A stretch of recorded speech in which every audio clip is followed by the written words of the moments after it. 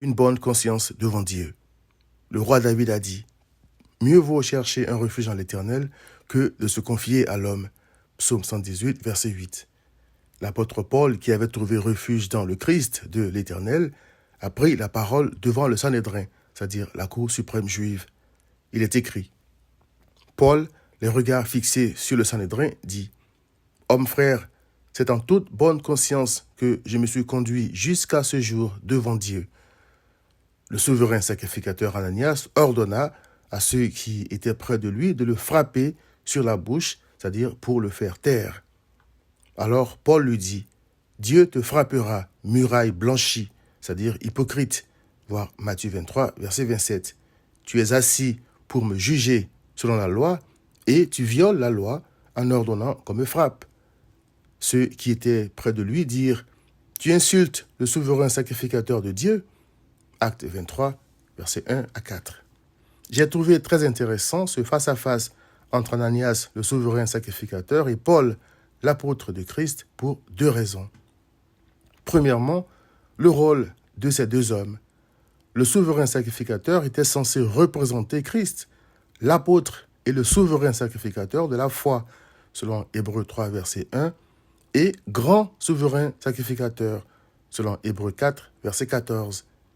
Il est écrit, « Ils, c'est-à-dire les souverains sacrificateurs, seront saints pour leur Dieu, et ils ne profaneront pas le nom de leur Dieu, car ils offrent à l'Éternel les sacrifices consumés par le feu, l'aliment de leur Dieu.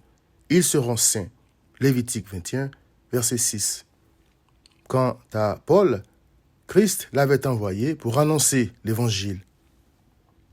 Deuxièmement, leur relation avec Christ.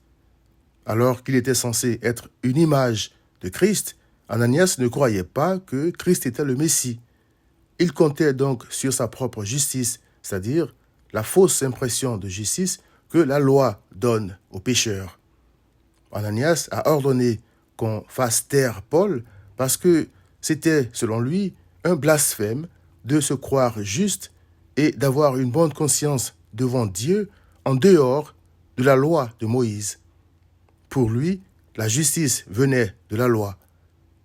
Il est pourtant écrit, « Mais maintenant, sans la loi est manifestée la justice de Dieu, à laquelle rendent témoignage la loi et les prophètes, justice de Dieu par la foi en Jésus-Christ pour tous ceux qui croient. » Romains 3, 21 à 22.